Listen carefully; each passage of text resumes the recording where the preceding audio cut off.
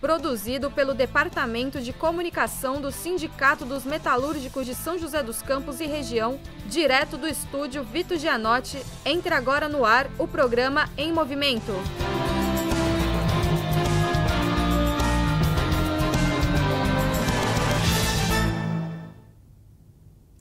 Olá, boa noite. São 18 horas desta quinta-feira, dia 17 de outubro de 2019. Eu sou Rodrigo Correia e começa agora mais uma edição do programa Em Movimento, esse espaço em que discutimos assuntos que mexem com a vida dos trabalhadores. E esse é um programa que, para ficar melhor, depende da sua participação. Utilize o campo de comentários e dê a sua opinião. Participe. Outro recado importante: curta a nossa página no Facebook e habilite as notificações para você ficar por dentro de nossas postagens. E agora vamos conferir a pauta do programa de hoje, que é bastante diversa. Confira! Tá aí? Nós vamos abordar hoje a campanha salarial 2019 com o vice-presidente do Sindicato dos Metalúrgicos, Renato Almeida. Também vamos falar sobre as obras na nova sede do sindicato, com Nilson Ferreira Leite, também diretor do nosso sindicato. E ainda a luta das mulheres, com Janaína dos Reis, que é do movimento Mulheres em Luta do Vale do Paraíba. E como já anunciamos em nossa chamada, vamos exibir também em nosso programa de hoje uma entrevista com Ciro Gomes, ex-candidato à presidência pelo PDT, que fala por que acha a venda da Embraer para a Boeing um crime para o país e as iniciativas jurídicas que tentam anular essa transação. Por isso, fique ligado. E é isso aí, agora eu estou ao lado do vice-presidente do sindicato, Renato Almeida, que vai falar um pouco com a gente sobre a campanha salarial 2019. Renato, nós tivemos ontem uma importante assembleia geral do sindicato, que o sindicato organizou, e essa assembleia acabou tomando uma decisão importante. Queria que você compartilhasse aos internautas qual foi essa decisão. Boa noite, Rodrigo. Boa noite aos internautas. No dia de ontem, nós fizemos aqui uma assembleia muito boa no sindicato. Nós apresentamos para a nossa categoria, para a nossa base, as 7 convenções coletivas, que foi fruto de um processo de negociação duríssimo que nós tivemos com os sindicatos patronais. E ontem foi aprovado aqui essas 7 convenções coletivas que garante todos os direitos dos trabalhadores que nós temos aqui na categoria. Depois de mais de 30 anos de luta, a gente consegue manter esses direitos. E também nós tivemos aqui, inclusive, aumento reais de salário, né? E é muito importante, nesse momento de crise econômica que atravessa o Brasil, de mudança na legislação trabalhista. Quem não se lembra, no ano de 2017, no governo Temer ainda teve uma reforma trabalhista que mexeu mais de 100 pontos na CLT. E com a assinatura dessa convenção coletiva, você resguarda toda a categoria metalúrgica. Para você ver a importância dessa campanha salarial dos metalúrgicos aqui de São José, Rodrigo, é que se a gente for fazer um comparativo com outras categorias, mais de 80% das categorias que estavam em campanha salarial não conseguiram nem mesmo a reposição da inflação, e quando assinaram a convenção coletiva, assinaram com redução de direitos. Aqui não, os metalúrgicos de São José dos Campos, de Jacareí, de Santa Branca, de Garatá, de Caçapava, foram à luta junto com a direção do sindicato e conseguiu aqui, minimamente, estar resguardando todos os seus direitos. Foi muito importante essa assembleia no dia de ontem para referendar essa convenção coletiva que o sindicato negociou junto aos sindicatos patronais. Nós já abordamos daqui a pouquinho essa questão das empresas que ainda não fecharam acordo, os grupos patronais que ainda não têm acordo. Mas, Renato, antes disso, qual que é a importância dessa convenção coletiva? Porque ela tem o componente econômico, né, que é o reajuste de salário, que ela basicamente repõe a inflação e tem até um aumento real aí, pequeno aumento real embutido. E qual que, na verdade, nesses tempos em que essa reforma trabalhista do governo Temer ela está em vigência, qual é a importância dessa assinatura de convenções? Então, Rodrigo, que já é um tema que a gente sempre está abordando com os companheiros na porta da fábrica, em diversos materiais do sindicato, que depois de 2017, 11 de novembro de 2017, com a nova legislação trabalhista, com a reforma trabalhista, você perdeu a ultratividade da norma coletiva de trabalho. A ultratividade da norma, é isso? Ultratividade da norma coletiva de trabalho, ou seja, Hoje, para valer a convenção coletiva, os direitos mínimos que nós temos hoje, precisa ter assinatura anualmente do sindicato, né? Então, foi um retrocesso que aconteceu no Brasil e nós debatemos com a categoria que nós precisamos de muita garra, muita determinação para estar fazendo esse processo de luta, de mobilização, para a gente estar assinando essa convenção coletiva. E agora, depois de quase 2 meses, iniciamos a nossa campanha salarial, nós conseguimos aí 7 convenções coletivas e aprovamos ontem com os trabalhadores da nossa base.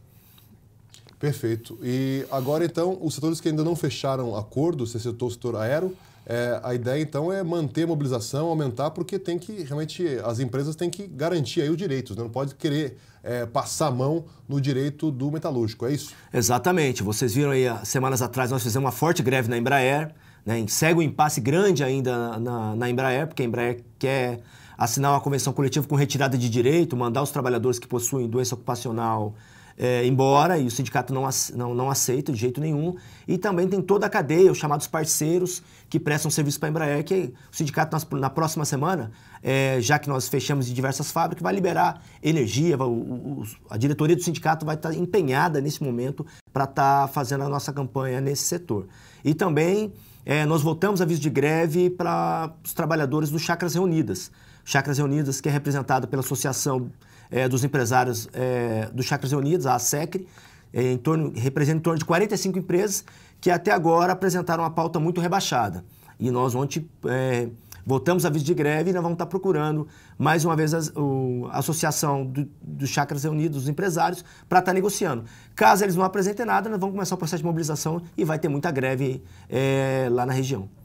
Então é isso, a campanha continua, é a luta por reajuste de salário e também, claro, pela manutenção dos direitos que estão aí em xeque com essa reforma, como mencionamos, do governo Temer. E é importante, então, fundamental, assinar a convenção coletiva para garantir os direitos, né? Porque a convenção coletiva vai garantir direitos, vai blindar aí a categoria desses ataques que estão contidos nessa nova legislação trabalhista. Renato, queria te agradecer pela sua participação em nosso programa.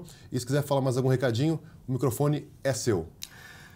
Não, eu queria dizer para a categoria metalúrgica, aqueles que hoje estão já com a sua convenção celebrada, a convenção assinada do sindicato, né, a partir da Assembleia do dia de ontem, que foi muito importante a participação, o retorno que os trabalhadores nos deram e também o processo de greve que nós fizemos em empresas importantes aqui na região, que foi determinante essa disposição de luta da categoria metalúrgica.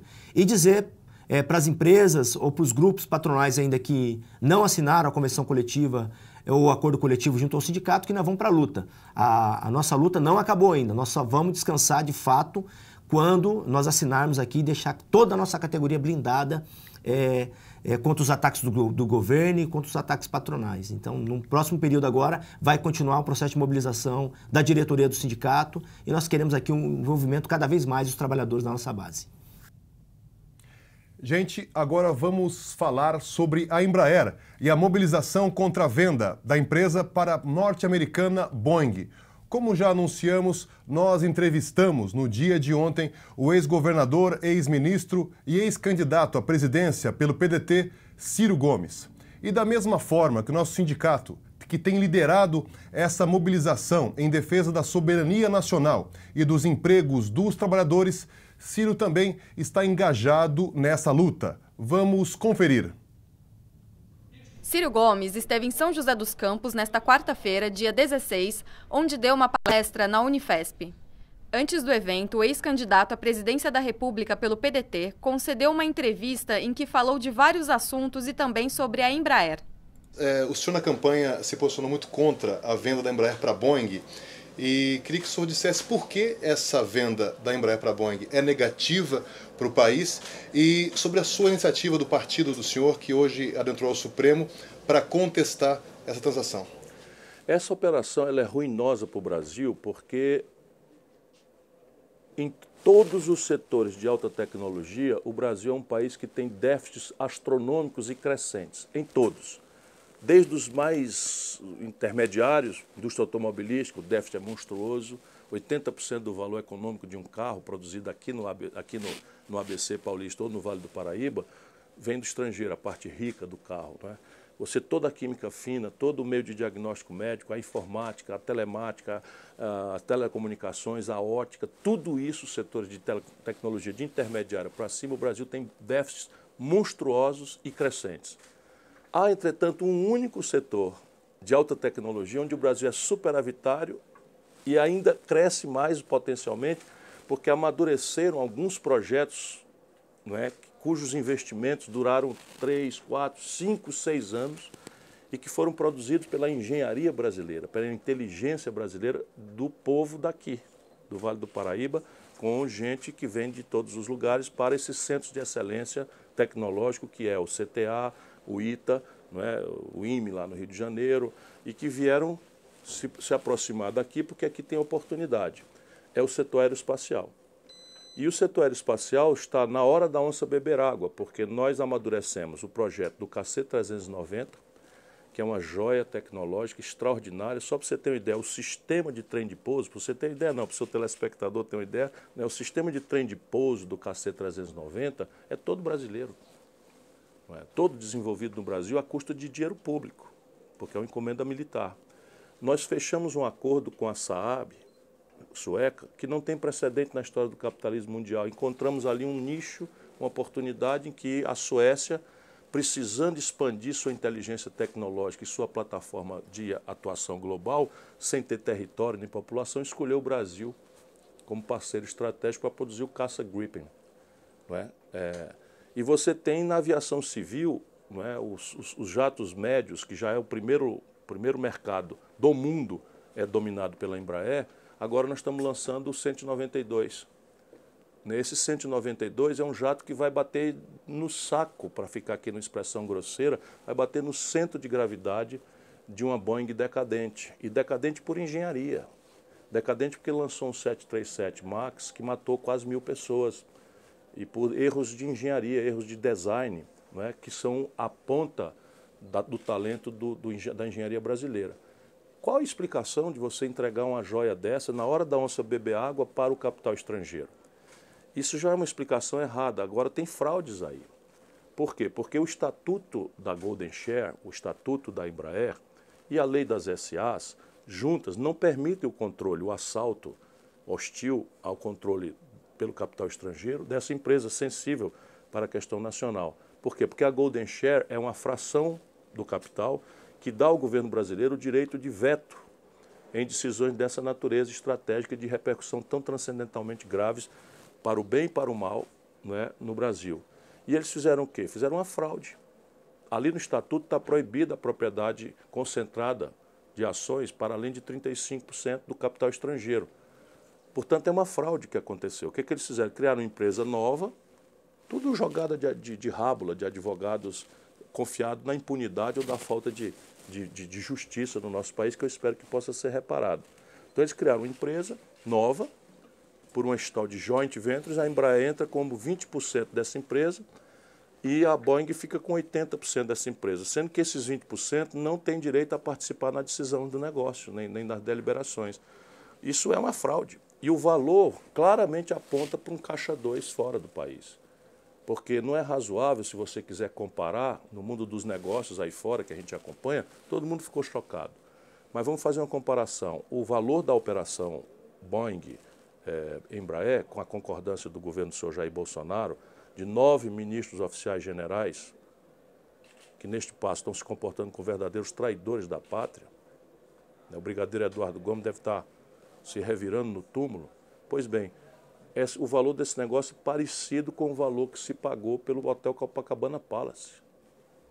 Será que uma empresa de 14 mil funcionários, que é dominante, né, ponta do mercado de jatos médios, que tem um setor de aviação jato executivo absolutamente dinâmico, que tem um setor de defesa com esses projetos monstruosamente extraordinários, só a fila de compra do KC-390 são 20 bilhões de dólares e o negócio oficial é de 5 bilhões.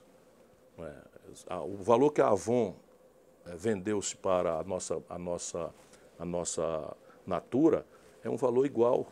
Faz sentido uma empresa de alta tecnologia no setor aeroespacial ter o mesmo valor? Isso indica fraude.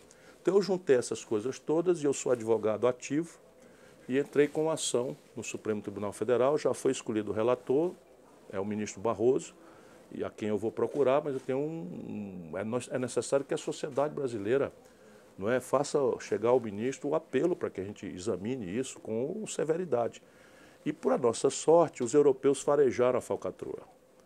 E aí a falcatrua está sendo investigada pelos órgãos de controle de concorrência na Europa, o que nos deu uma força grande. E eu, então, vou acionar, a representação está pronta, eu vou acionar os órgãos de controle de competição no Brasil, como o CAD, para que a gente vá atacando e chame a atenção da sociedade brasileira para o extremo prejuízo. A notícia, para mim, é de que eles compraram para fechar. E o anúncio de que vão dar férias coletivas no princípio do ano já é um sinal muito inquietante disso. Eu li no jornal dos Estados Unidos que eles estão transferindo a plataforma de produção do KC-390 para Delaware, nos Estados Unidos. Tudo isso vai fechando um ladrilho que mostra como nós temos que nos levantar contra essa negociata. Tá aí a entrevista com o Ciro. Agora vamos para um rápido intervalo e, na sequência, vamos falar da luta das mulheres com Janaína dos Reis, que é do movimento Mulheres em Luta nacional. E nós voltamos, então, daqui a pouquinho. Segura aí.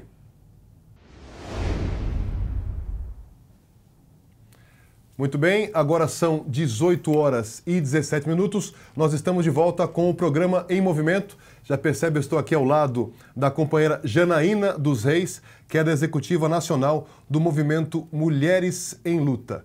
Tudo bem, Jana? Boa noite. Boa noite, Rodrigo. Boa noite às pessoas que estão nos acompanhando nesse momento. Seja bem-vinda aqui ao nosso programa. Jana, queria que você começasse a falar para a gente e conversasse com nossos internautas sobre a questão que é uma chaga do nosso país, que é a violência contra a mulher, que continua os números cada vez mais assustadores, e esse governo atual, o governo Bolsonaro, é um governo que, de certa forma, na minha percepção ao menos, não sei se você concorda, parece que estimula um pouco dessa violência, com essas frases machistas do presidente, do seu entorno. Enfim, como você vê esse problema nos dias de hoje? Para nós, do movimento Mulheres em Luta, está colocado no Brasil uma situação de aprofundamento da violência contra as mulheres, um aumento constante e também um presidente que estimula, porque ao não ter práticas e não ter políticas públicas e ter ainda em seu ministério a ministra Damares, que extingue Secretaria de Mulheres, a gente só pode considerar que esse governo não está nem um pouco preocupado com a situação das mulheres no Brasil. A BBC de Londres, em uma pesquisa divulgada a partir de uma ONG aqui do Brasil, disse que o Brasil é o país mais inseguro para as mulheres, porque em casa a gente sofre violência doméstica, no transporte a gente sofre assédio sexual, no trabalho a gente sofre assédio moral e sexual, e no Brasil a gente não vê nenhum esforço do governo para coibir essas práticas. E para piorar a nossa situação, o Brasil é o 5º país no ranking de países que mais mata mulheres no mundo. Por dia são assassinadas 13 mulheres do Brasil. E a situação de nós, mulheres negras, é ainda pior, porque dessas 13 mulheres, 8 são negras. E não dá para dizer, Rodrigo, que esses índices eles são manipuláveis, porque o índice de mortes de mulheres no Brasil é atestado através do atestado de óbito. Então, não tem como dizer que não tem controle ou que seja especulação. Isso é real, não é fake news, como a gente tem visto muitas notícias aí desde a campanha desse presidente. Mas isso é um dado real e para nós, mulheres no Brasil, é muito perigoso, é perigoso sair na rua. A gente tem medo no Brasil de andar na rua e não tem políticas públicas. E também não tem nada de segurança pública para as mulheres. Em São José mesmo, a nossa situação aqui é horrorosa. Você vê a Delegacia de Mulheres, mudou-se lá para o Aquários, já era na Anchieta, que era distante para as mulheres que moram na periferia, e a gente sabe que a incidência da violência contra as mulheres se dá em maior número na periferia, E aí, por exemplo, a mulher que mora lá no Novo Horizonte, já era longe, já tinha que pegar um ônibus até o centro, outro até lá por perto ali da Vila Betânia para chegar na delegacia. Quando essa delegacia se muda para o Aquários, é para se tornar mais inacessível ainda, certo? Ônibus a cada 2 horas. E aí, depois desse transtorno todo, para chegar até a delegacia, você chega lá e a proposta que te fazem é se você quer agendar um horário. E a violência não tem dia, a violência não tem hora. Inclusive, a violência acontece nos finais de semana quando a delegacia está fechada. A Delegacia de Mulheres de São José dos Campos funciona de segunda a sexta-feira, em horário comercial. E todas as pesquisas dão conta que a violência contra a mulher se intensifica nos finais de semana. Ô, Jana, então quer dizer que é um dado realmente perturbador. Se, por exemplo, uma companheira, ela vai à delegacia num dia que ela esteja aberta, mesmo assim, eles, por vezes, pedem para se agendar para voltar a isso, como se isso fosse possível, né? Com uma violência em casa e a companheira, né, sem a quem se recorrer. É isso. A violência do Estado também ocorre, porque é uma delegacia só em São José para atender uma demanda populacional do tamanho que é. O Estado de São Paulo tem os dados liberados agora, mas o Dória tinha segurado os resultados da última pesquisa, que davam conta que tinha aumentado em 47% a violência e já era estarrecedor. Mas a violência aumentou em mais de 200% no estado de São Paulo. Então, os índices são muito piores. Se o governo não desenvolver políticas públicas, nós não temos como garantir as nossas vidas. O problema é que nós morremos. A nossa reclamação não é que a gente quer que melhore as condições de vida só, não. A gente quer viver, porque para lutar, inclusive, a gente precisa estar viva. Né? Então, a gente tem enfrentado uma situação de descaso do governo. E, embora exista no Brasil a Lei Maria da Penha, que a gente acredita que é um avanço, mas é uma lei que não sai do papel, porque não tem investimento, Rodrigo. Nos últimos anos, desde a criação da lei até 2015, tinha sido investido apenas 27 centavos de real no combate à violência por mulher brasileira. Gente, 27 centavos hoje não compra mais uma bala, que uma bala custa 30 centavos. Então, a realidade é muito mais brutal do que os jornais mostram, do que a imprensa mostra. Por quê? Para além de tudo que a gente vê colocado na sociedade, a violência ainda ela fica escondida, porque a mulher tem vergonha de ter sido agredida. As mulheres evangélicas mesmo, muitas vezes não registram boletim de ocorrência. Né? Por conta da religião, por conta de não poder expor a relação, a família, o marido. Então, o que está colocado é que os dados que trazem que a violência no Brasil acontece 76,4% por conhecidos, parentes, vizinhos contra a própria mulher, ou seja, são seus pais, seus maridos, seus filhos, seus irmãos. Para além disso, a violência que está colocada na rua, a insegurança que a gente vive, é muito grande aqui nessa cidade. Perfeito. E, Jana, você falou aí sobre as mulheres evangélicas que sofrem aí esse problema que muitas vezes é a religião, né, causando uma certa opressão e as mulheres talvez com aquele discurso, né, vamos perdoar, né, vamos tentar recuperar e muitas vezes nessa tentativa, né, de relativizar as primeiras agressões é que pode o caso vir a um óbito, né? Virar a morte da companheira, não é isso? Exatamente, Rodrigo, porque a violência ela é cíclica. Ela começa com um empurrão, com uma ofensa, com um tapa, mas ela não para ali. O companheiro faz isso e depois ele se arrepende mesmo. Ele manda flores, leva para jantar. Ou no caso das mulheres que moram na periferia, ele dá comida para as crianças, ele limpa a casa, ele lava a roupa e depois volta a agredir de novo. Então, as agressões cada dia vão ficando pior. Passam das psicológicas para as físicas, até que desencadeia na morte dessa mulher. Então, mesmo tendo toda a debilidade que tem a Delegacia de Mulheres, não só no estado de São Paulo, não só em São José dos Campos, no Brasil, o melhor caminho ainda é denunciar. A gente tem que denunciar. E se a mulher tem medo, se ela não quer ir até a delegacia, ou se é um vizinho, uma vizinha que ouve a discussão, que ouve a agressão, liga 180, denuncia, não precisa se identificar, é preciso denunciar, gente. As mulheres estão morrendo e a gente está morrendo todos os dias, somos 13 mulheres por dia. A cada 1h30 no Brasil uma mulher é assassinada. E esse índice, ele é brutal demais, porque a gente vê muitas vezes lá à distância, fala, não, mas isso não é a realidade aqui em São José, aqui no Campo dos Alemães, gente. Os ex-companheiros não aceitam o término das relações e quando tem o término, assassinam as companheiras. Então é preciso denunciar. Aquela história de que em briga de marido e mulher não se mete a colher, aquilo lá acabou. A gente mete a colher sim. A gente mete a colher, o garfo, a gente vai dizer, a gente vai contar, a gente vai chamar a polícia. E se a gente puder salvar a vida de uma mulher, a gente tem que fazer essa luta. Essa luta é da sociedade. Vencer o machismo, né, que é a opressão que as mulheres sofrem por serem mulheres, isso é um trabalho para toda a sociedade. Não só as mulheres, mas homens e mulheres da classe trabalhadora. Esse é o embate que a nossa classe tem que dar, porque cada vez que morre uma mulher, morre um soldado da classe trabalhadora, né? A gente é enfraquecido em nossa luta cada vez que uma mulher é assassinada. Então nós precisamos estar juntos nesse combate. Homens e mulheres defendendo na mesma trincheira a vida das mulheres trabalhadoras, lutando contra a violência das mulheres. Olha só, a gente precisa ver que às vezes a gente pode interferir e conversar com o companheiro. Ou a gente vê o companheiro fazendo uma piada, dizendo que deu um empurrão numa mulher e acha aquilo normal. Isso não é normal, isso é um absurdo. E a gente tem que dizer que é um absurdo, a gente tem que se levantar contra essas práticas. Correto, fica aí o recado para você que nos acompanha. Agora são 18h27 e você participa aqui pela internet enviando a sua pergunta, o seu comentário. Estou aqui verificando o pessoal que está participando, acompanhando a nossa transmissão. Luiz Carlos Prates coloca: muito bem, Janaína, tem que pôr a boca no trombone. O machismo divide a nossa classe.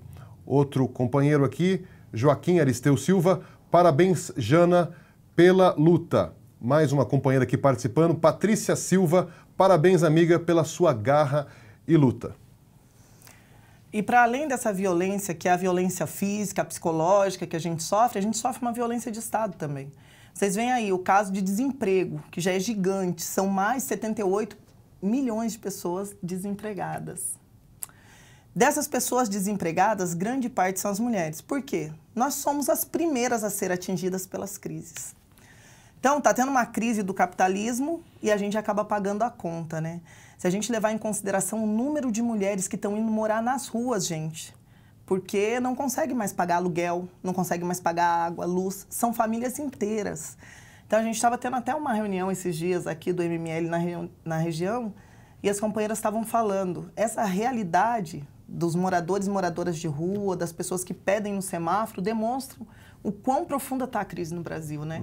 Aqui no Brasil, por onde você olha, tem gente desempregada, tem gente pedindo esmola. A situação é de fome, de desespero das pessoas. Famílias inteiras morando na rua, né? E nós, mulheres, somos as primeiras a ser sacrificadas. E nós, mulheres negras, porque no Brasil existe uma combinação muito forte do machismo com o racismo, somos mais penalizadas ainda. Porque além do desemprego, de tudo que está colocado aí, nós também não conseguimos nos aposentar. E com essa proposta de reforma da Previdência, viu, Rodrigo, que quer matar todos os trabalhadores e trabalhadoras de trabalharem, é pior ainda para nós, mulheres negras, porque a gente já não tem emprego formal. Nós somos babá, nós somos cozinheira, nós somos merendeira, né? As mulheres negras que têm acesso ao ensino superior são 1% nesse país. E você falou de algo que a gente consegue sublinhar, que o fator econômico ele acaba implicando mais ainda na questão da violência contra a mulher. Porque se a companheira agredida, né, que sofre violência do seu cônjuge, ela não tem, ela acaba muitas vezes se submetendo àquela violência porque não tem condições, talvez porque está desempregada, e aí fica com o marido pela questão econômica, né, financeira, e aí fica à mercê dessa violência absurda. Muito importante você tocar nesse ponto, Rodrigo, porque a gente fala muito da violência que as mulheres sofrem e eu falo da violência contra as mulheres trabalhadoras. E por que eu falo desse tipo de violência? Porque as mulheres burguesas também sofrem violência, mas é uma violência que elas têm saída, né? Elas são oprimidas, mas elas têm saída, porque vai para casa de praia, tem carro para ir até delegacia, tem como se virar muito melhor do que uma mulher pobre. Porque, veja bem, a mulher pobre, primeiro, ela não tem dinheiro para se deslocar aqui em São José, teria que pegar 2 ônibus para ir se ela está desempregada e depende do dinheiro do seu companheiro, ela não vai poder contar com esse dinheiro para ir até a delegacia. E não é só isso, né, gente? Ela vai lá, faz a denúncia e depois ela tem que voltar e dormir com o cônjuge que ela denunciou, certo? Com o companheiro que ela denunciou.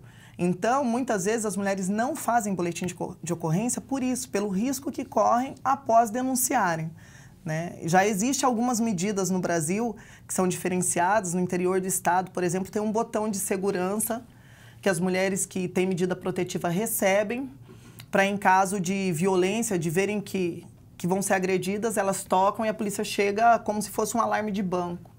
Sei que tem uma série de iniciativas que, se tivesse investimento, poderiam ser tomadas, poderia ser diminuída a violência contra as mulheres. Inclusive, a OAB lançou um negócio agora que é muito legal, que o companheiro que é estudante de direito e que agride a companheira, que tem boletim de ocorrência, não vai ter acesso à carteirinha da OAB, não vai se credenciar como advogado. E isso está muito correto. Os outros conselhos tinham que assumir esse papel também e protagonizar a luta contra a violência às mulheres, né? Porque essa é uma luta que é de todos nós, né? E se o governo visse a necessidade que tem, mas a gente está falando de um governo que é racista, que é machista, que é homofóbico. Então, ele não vai se preocupar se a gente está sendo agredida, se a gente está sendo assassinada. Nós temos mesmo, Rodrigo, é que ocupar as ruas, entendeu? Nós precisamos construir uma nova greve geral nesse país para colocar as pautas das mulheres trabalhadoras, para dizer que nós estamos morrendo, que nós estamos nos levantando e que a nossa luta não é porque a gente quer ficar na rua, é porque a gente precisa lutar. A gente precisa lutar para viver, a gente precisa lutar por emprego, a gente precisa lutar para se aposentar. Então, a nossa luta é uma luta muito importante. E é uma luta de toda a classe trabalhadora. E você falou no governo, né? A gente falou no começo que essa atmosfera, ela parece que ela propicia, né, essa intensificação da violência contra a mulher. Claro que também foi antes desse governo assumir, mas tivemos o caso aí da vereadora do Rio, Marielle Franco, que foi assassinada junto com o motorista Anderson, né? E que até hoje não está esclarecido, tem coisa muito suspeita ligada até ao presidente e o seu entorno, né? E por falar em presidente, está aqui nos sites de notícias no dia de hoje que o governo tá implodindo, hein? Aqui é briga do líder do PSL chamando o presidente de vagabundo. Então, eles estão ali batendo cabeça demais. Mas, voltando aqui à nossa questão das mulheres, Janaína, eu queria te perguntar também sobre a realidade nas fábricas. Porque essa violência doméstica, ela é grave, atinge, mas também nas fábricas as mulheres também sofrem o preconceito, né? Com salários diferenciados, condições, às vezes, de trabalho inferiores. Isso ocorre realmente? Ocorre e é muito forte, Rodrigo. Olha só, as mulheres trabalhadoras, eu sou metalúrgica, né? Eu trabalhava na Philips, que já fechou, e a realidade não é só de diferença salarial, Rodrigo. Tem um outro problema. Lá na Philips, as companheiras ficavam no banheiro. Por quê? Porque se elas iam para as rodas, o machismo é tão grande na categoria, que se elas iam para as rodas conversar e tal, elas eram chamadas de sem vergonha, vagabunda, para não usar as palavras que as pessoas usavam, entendeu? Então, mas esse sindicato, ele tem um histórico de luta em defesa das mulheres muito importante. Por exemplo, tá uma luta aí encabeçada pelas meninas da Secretaria das Mulheres, aqui dos Sindicatos Metalúrgicos, a Aline, a Luciene, a Isabel, a Jennifer, a Fatinha e a Marina, que é no sentido de, nas convenções coletivas, ter licença de afastamento para as mulheres vítimas de violência. Isso é muito importante, porque nessa cidade aqui não tem casa-abrigo, viu, gente? Tem uma casa de passagem que comporta 5 famílias no máximo.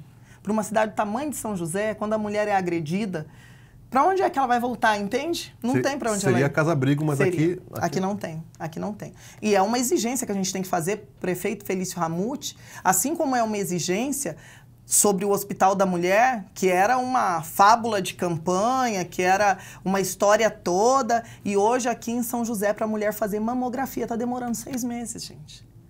Então, as condições de vida, de saúde, de segurança das mulheres no Brasil estão cada dia piores. É isso aí, o alerta que essas condições de trabalho não podem, né? Não podemos tolerar, como sindicato, esse tipo de situação, né? E agora, Jana, nós tivemos há 2 semanas o 4º Congresso Nacional da CSP com Lutas, e que realmente também discutiu vários assuntos, a conjuntura nacional, as mobilizações que devem seguir aí para enfrentar os ataques do governo Bolsonaro, mas sobre as mulheres. Qual a sua impressão, você que participou ativamente do Congresso, a sua impressão em relação à pauta de mulheres nesse Congresso? Bom, não só a pauta, mas a começar pela participação das mulheres no Congresso, porque como todas as lutas têm sido protagonizadas por mulheres no Brasil, desde 2013 para cá a gente tem visto um crescimento muito bacana, né, da participação das mulheres na luta. e, inclusive, protagonizando várias dessas lutas. E no Congresso da CSP com Lutas não foi diferente, né? Temos imagens aí mostrando na sua tela. Foi um congresso onde teve forte participação das mulheres e que a gente sai aí com um plano de lutas renovado, de enfrentamento aí contra essa reforma da Previdência, que além de atacar a aposentadoria de todos os trabalhadores e trabalhadores, mas ataca frontalmente os direitos das mulheres trabalhadoras, né? Ao reduzir aí a distância que tem entre homens e mulheres de trabalho. Antes tinha 5 anos de diferença, o que já é pequeno, porque a mulher cumpre dupla, tripla jornada, né? A mulher que é mãe, é dona de casa. No Brasil, culturalmente, em grande parte do mundo, as mulheres são responsáveis pelas tarefas domésticas. E acaba que a gente, para além de mãe, dona de casa, estudante, do trabalho formal, a gente tem uma jornada muito mais extensa e isso justifica a diferença no tempo de aposentadoria. Para as pessoas que não sabem, é por isso que a aposentadoria tem que ter diferença entre homens e mulheres, né? Porque os companheiros, e não generalizando, porque tem alguns companheiros que dividem tarefa, né? Dividem a tarefa doméstica, mas são um pequeno número ainda.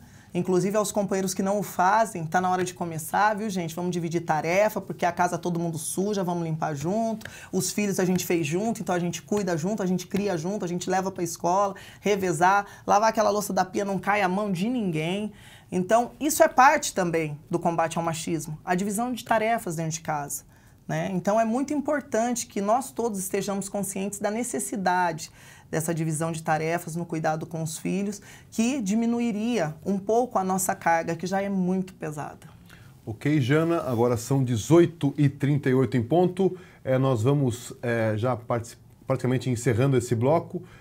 Até tomei seu tempo, daqui a pouco também você tem que partir, né, Jana? Mas antes disso, queria te deixar o microfone aberto para que você pudesse falar com nossos internautas. Então, gente, muito importante é denunciar a violência contra as mulheres. Não deixe de ligar 180 se você está vendo, se você está ouvindo, se você sabe que uma vizinha, que uma companheira, que uma parente é agredida, ajude, porque nenhuma mulher rompe esse ciclo de violência sozinha. E a gente não quer que essa ruptura do ato de violência seja o óbito. E para isso não acontecer, é necessário a interferência aí de todo mundo que está vendo, está ouvindo. Quem não denuncia é conivente com o que está acontecendo, é preciso que a gente tenha essa atitude, né? E reafirmar para vocês aí a necessidade de homens e mulheres juntos na luta, construindo uma greve geral para colocar para fora esse bando de corrupto, para derrotar o Bolsonaro e o Mourão, que nos atacam todos os dias, para fazer uma forte defesa aí da Amazônia, que está sendo queimada, acabando com o futuro das gerações aí, da nossa geração e das próximas gerações.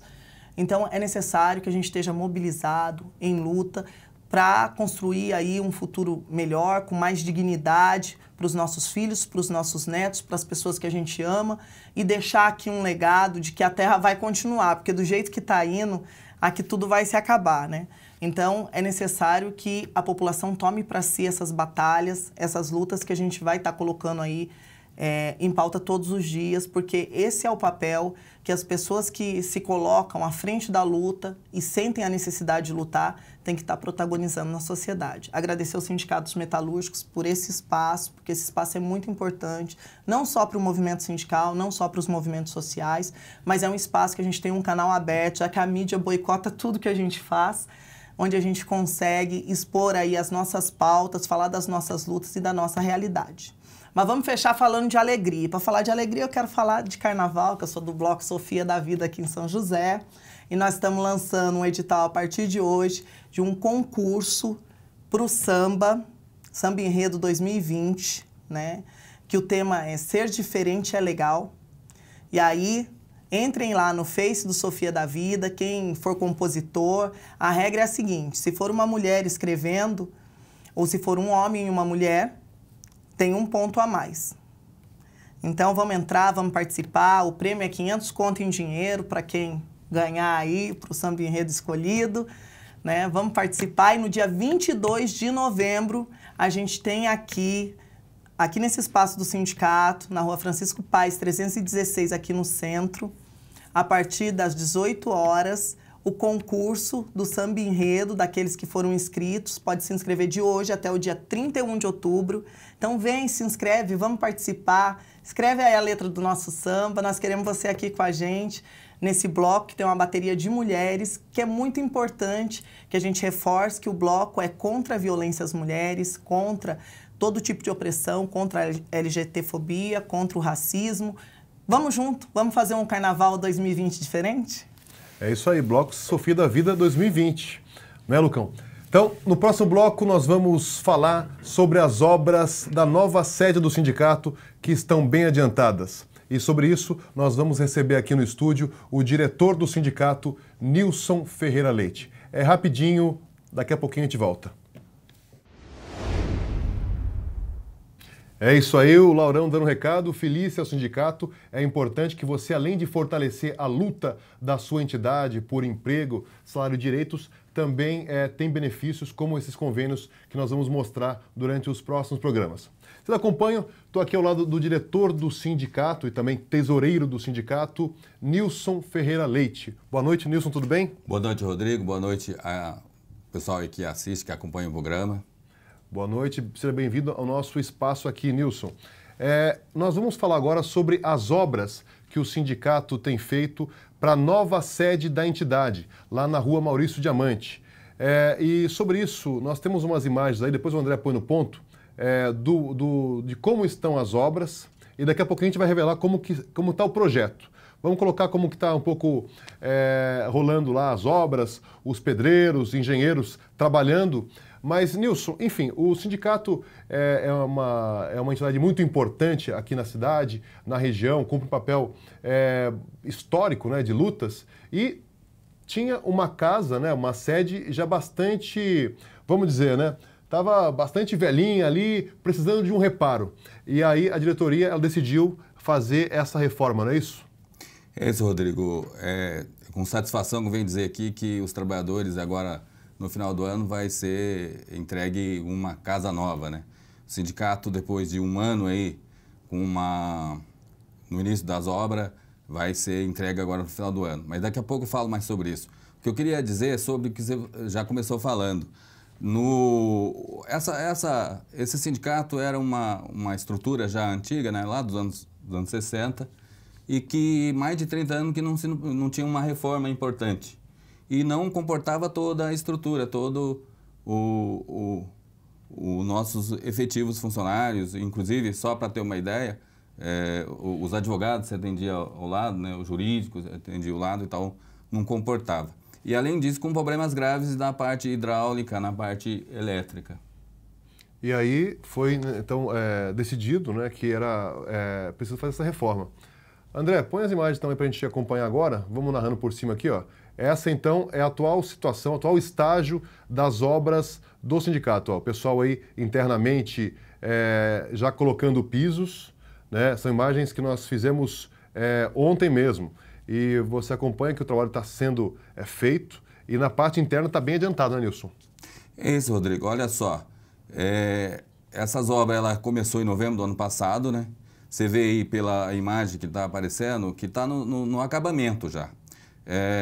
A construtora entrega para nós no final de mês de dezembro, na segunda quinzena de dezembro, e a gente vai preparar já uma inauguração já com um evento grande. A gente quer fazer aí um evento bastante grande, porque pelo tamanho da nossa categoria, da nossa base, um evento já para o final de janeiro.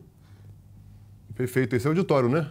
É o auditório que deve ser reunir assembleias, receber aí a categoria. Rodrigo, só para falar em números, olha só, nós tínhamos um prédio que tinha em torno de 600, quase 700 metros de área construída, né? Uhum.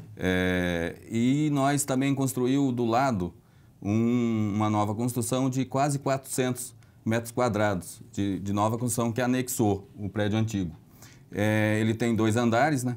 E tem auditório, tem salas de reuniões, e está ficando muito bonito. Você vê pela imagem, muito bonito, mas quem vai lá surpreende, parece que é outro prédio.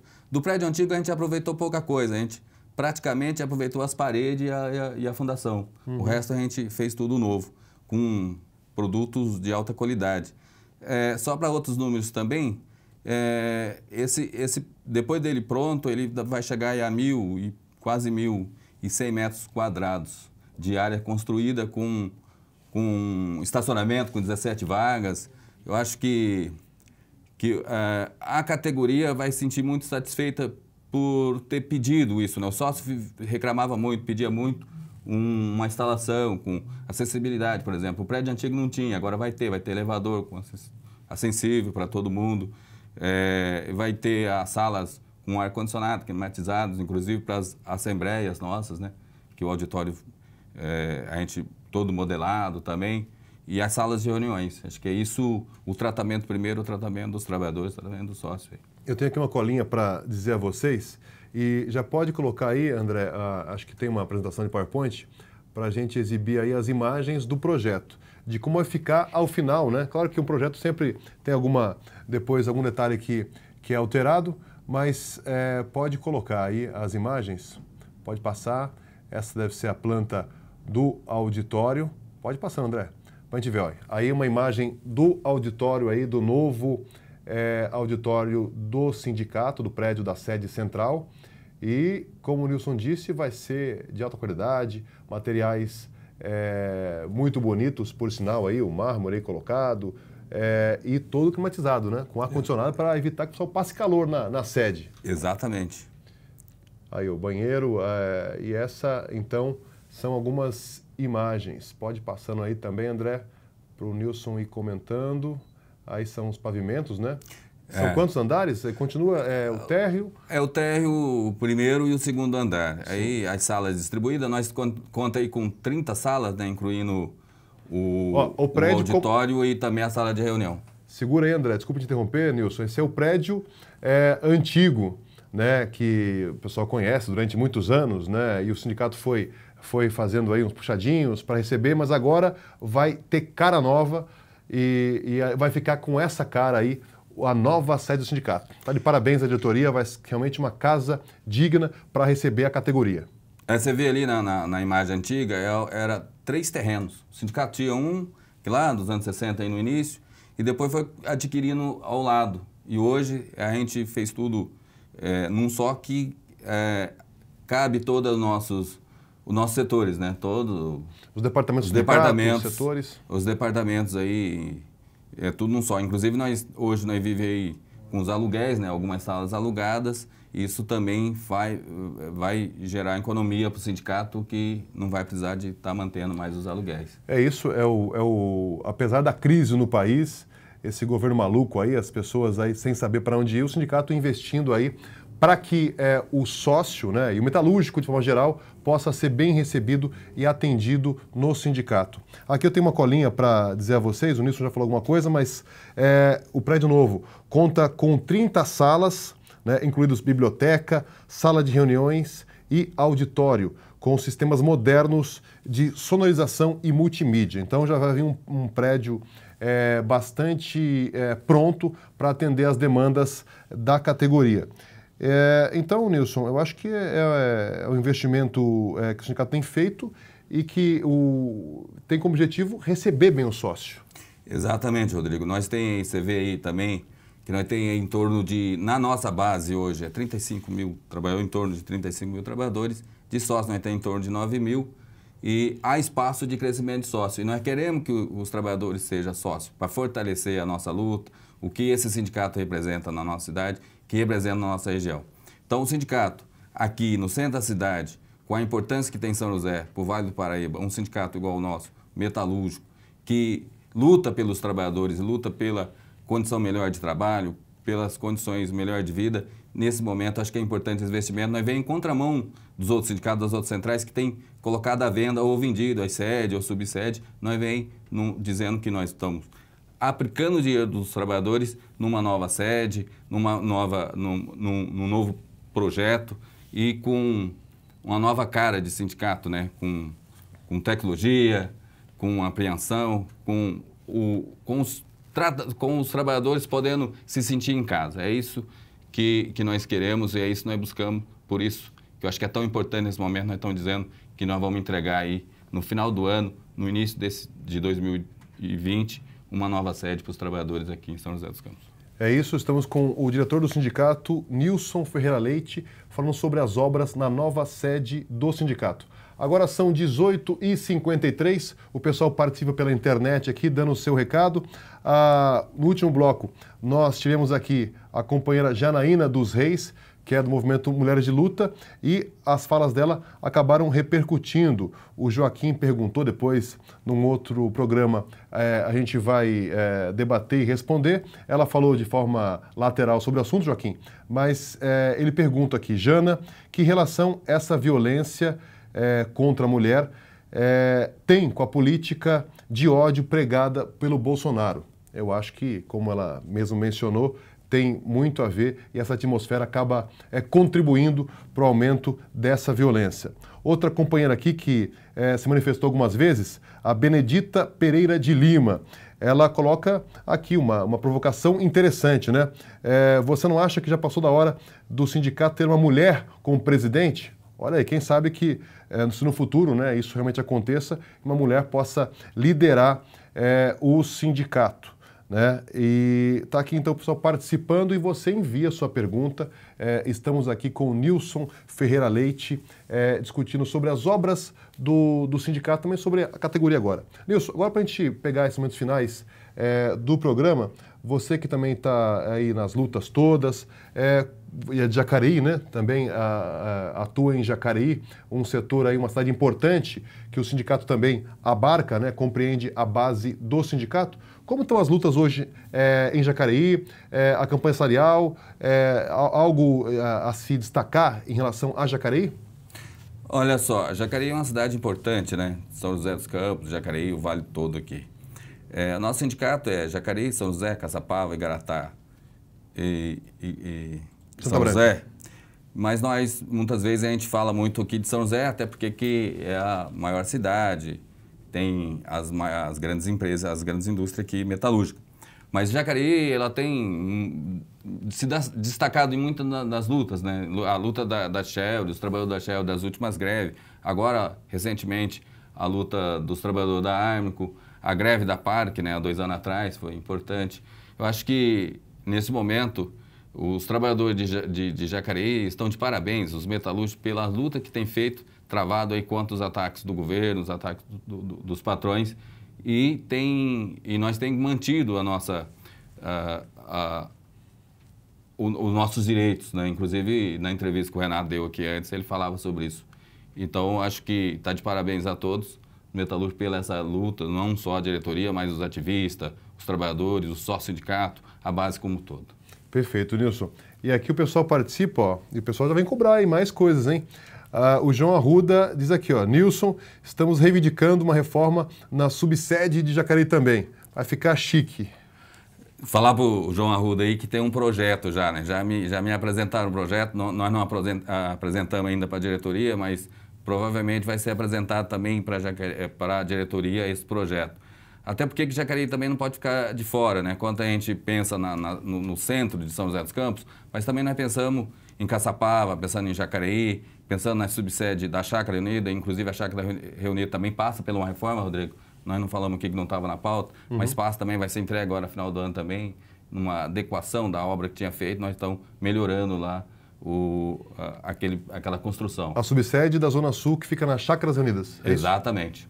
E Jacareí também provavelmente vai estar aí para os próximos anos com um estudo aí para passar por reformas. É isso. Então tá aqui, ó, até já respondeu aqui, ó. Maravilha, Nilson, parabéns, viu? Tamo juntos. Já online já respondeu, ficou satisfeito com essa notícia de primeira mão que o Nilson deu aqui, que também já há um projeto em estudo para reformar a subsede do sindicato em Jacareí. Mas voltando à sede, às obras da nova sede em São José, pediria que de novo o André repetisse as imagens dos trabalhadores atuando nessa obra e a Gabi colocasse no switcher. Aí, ó, as imagens da sede nos finalmente. Tá adiantado, né? Então a previsão qual é mesmo, Nilson, para ser entregue? Olha só, a previsão para ser entregue, a construtora entrega para o sindicato, para nós, na segunda quinzena de dezembro. lá para o dia 20 de dezembro. Vou falar muito aí não, porque tem o Natal aí, né? Então, antes do Natal vai ser entregue. E a mudança vai ficar para janeiro, a inauguração para o fim de janeiro. Nós não temos uma data ainda aqui, mas assim que tiver, a gente traz aqui e informa. Perfeito. Então, as obras devem ser concluídas no final desse ano ainda, né? Mas aí tem a mudança, tem também documentação, a BITS e tudo mais. E é importante que tudo seja feito com todo o esmero, com o cuidado para que seja entregue com toda a segurança, né? Com os laudos, enfim. Mas o que dá para ver já nas imagens que a Gabriela Fani fez é que vai ficar muito bonito realmente esse novo prédio e essa nova casa do trabalhador metalúrgico da região. Nilson, nós estamos já indo para os finalmente do nosso programa e queria, nesse final, deixar para você o microfone aberto para que você pudesse dar o seu recado final. Primeiro, eu gostaria de agradecer aqui, né, esse espaço, aos funcionários do sindicato que têm trabalhado, esforçado para colocar esse programa no ar. Agradecer também o pessoal que acompanha aí e que traga mais gente para acompanhar o nosso programa, para assistir o nosso programa. E quero dizer que o sindicato ele se faz de sócio, né?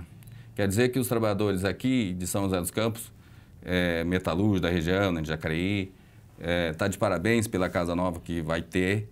Agora, nós precisamos de aumentar a nossa quantidade de sócios. Então, quem é sócio, procurar o trabalhador do lado dele que trabalha talvez na mesma área, que não é sócio ainda, ficar sócio e fortalecer a luta e fortalecer essa entidade que é tão importante para o nosso município de São José dos Campos e região aqui do Vale do Paraíba.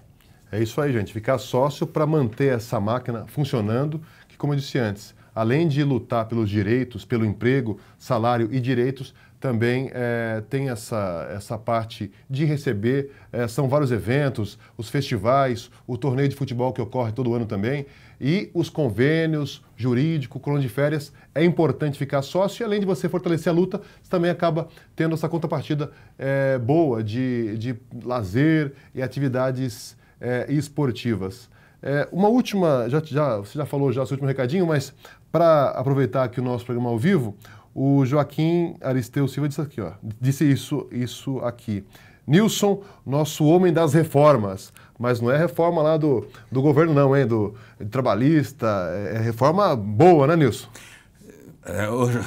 Falar o Joaquim, o homem das reformas boas, reforma que produz, né? Parece que reformas todas são boas, não é. A reforma da Previdência é uma reforma ruim, a reforma do Bolsonaro tem nada a ver com a reforma que nós estamos fazendo. É outro departamento. É outro departamento. Então, reformas, posso se chamar eu como homem da reforma, mas não é só eu, né? Toda uma diretoria, todos os trabalhadores aí que contribuem para que isso aconteça. Tá joia, Nilson, te agradeço e também aqui registrar a participação do Altair Silva, que diz: parabéns ao sindicato e às pessoas envolvidas nessa reforma e está ficando muito bom. Então, Nilson, muito obrigado pela presença e você que está ao vivo aqui, o nosso programa de hoje foi repleto de convidados. Nós tivemos o Renato Almeida, também dirigente do sindicato, falando sobre a campanha salarial. Depois tivemos uma entrevista que exibimos no começo do programa com o Ciro Gomes, sobre a questão da Embraer e a luta contra a venda para a Boeing. Depois conversamos com a companheira Janaína dos Reis, do movimento Mulheres em Luta, sobre essa luta contra a violência contra a mulher. E agora, no final, nós recebemos Nilson Ferreira Leite, falando sobre as obras na nova sede do sindicato. Nós estamos encerrando, então, a nossa edição de hoje. Queria agradecer a todos os internautas que participaram e também a nossa equipe sempre muito competente que ajuda a colocar no ar esse programa. Ao Lucas Martins, ao André Barbosa e a Gabriela Fani. E também queria anunciar que na próxima quinta-feira nós vamos ter um programa especial, marcando 1 ano do programa Em Movimento. Já passou, hein? 1 ano do programa e na próxima quinta-feira vai ser então uma edição especial marcando essa data muito importante. Então, fique ligado, quinta-feira da próxima semana, às 18 horas. Esperamos vocês, até lá!